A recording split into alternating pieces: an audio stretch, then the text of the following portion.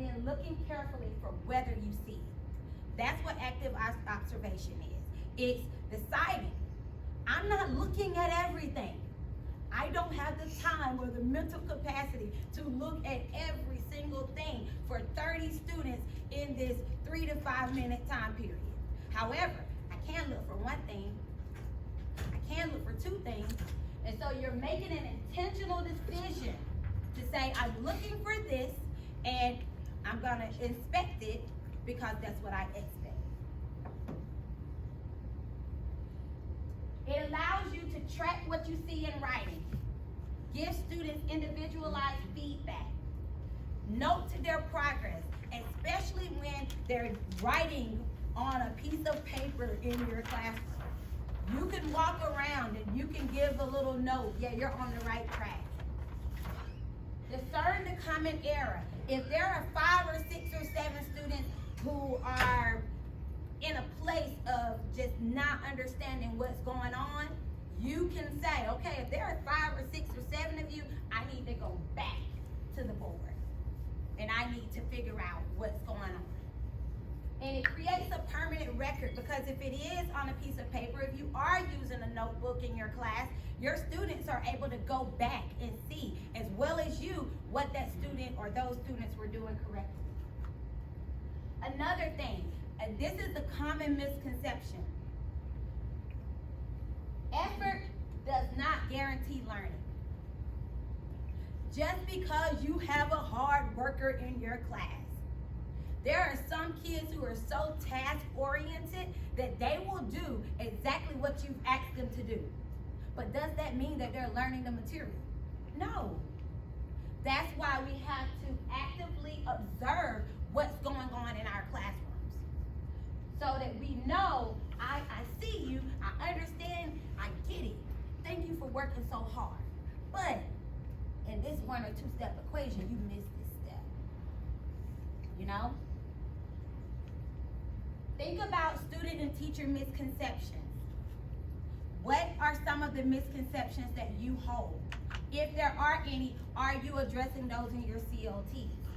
Those are the places where you address teacher misconception or even student misconception. You talk through it with your team in that curriculum learning team environment, so that you can, add voice, but you can also hear some of the things that your colleagues are saying. You circulate the room to check for understanding. As we talked about before, you can't provide an effective formative instructional practice if you are sitting behind your desk. And that's just the truth.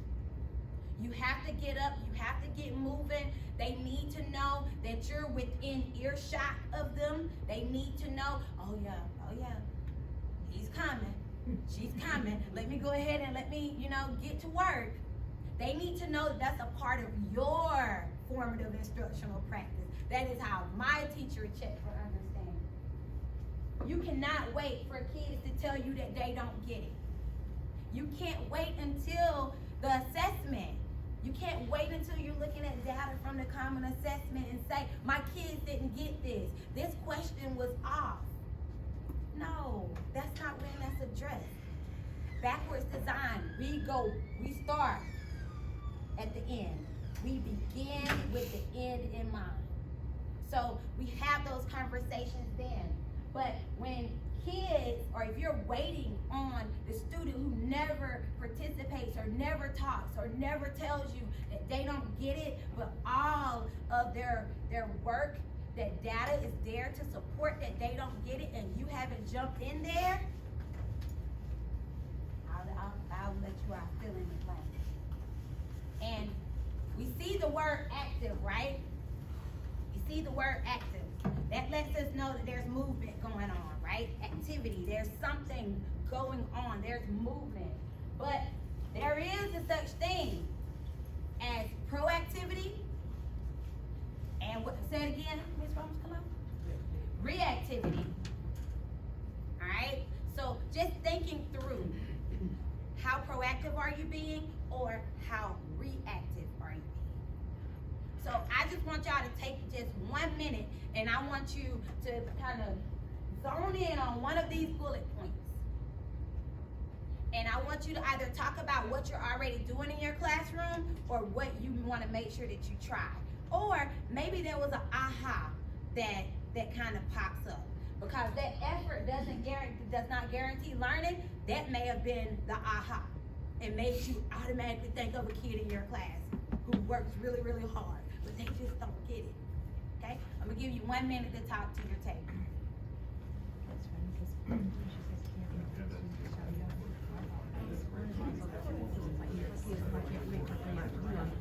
You know, that's something we should explain about this. It's like, as you work, you're working on my teammates did something like, as a freshman and I'm late, and I took my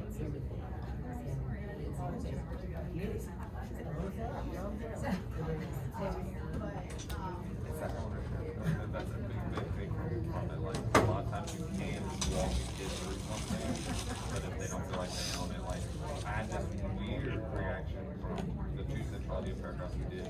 The first one, I just kind of gave them some essential starters, and that was it. And they medium about the general response. But when we had the essential starters, and we kind of did some research together, you know, the essays came with a whole framework of organized, and there was even more disconnect. So like, the students who were students will just work, and so it's like, well, yeah, if they're not understanding what they're doing, they are. Some kids very much get in the habit of like, I don't want to keep them out of me. I'm just gonna do it. They put the head down.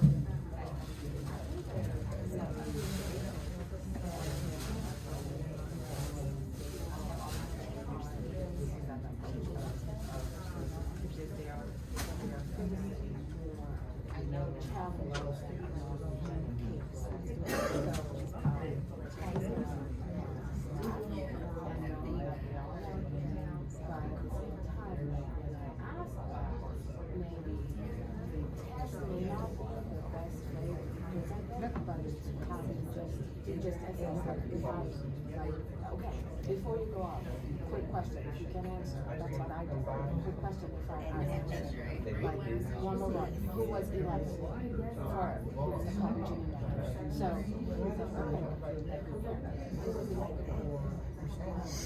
That's a good practice. so he goes and then the person is like, oh, Eli Lippy, so I need to go to another class. So that's how I'm with you. And my kids who never like jump through stages. So as long as they get it, just my main goal is if they don't know what to like, coming out of my I would take that first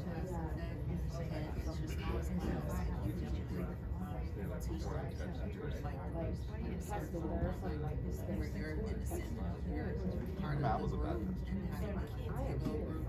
I still haven't gotten my gaze again. So I'm gonna bring you all back. Last sentence. Last phrase. Last word. Alright, that looks good. Alright, so on your tables, you have an anchor chart paper, and you have some markers. And so if you could go ahead and spread those out on your table.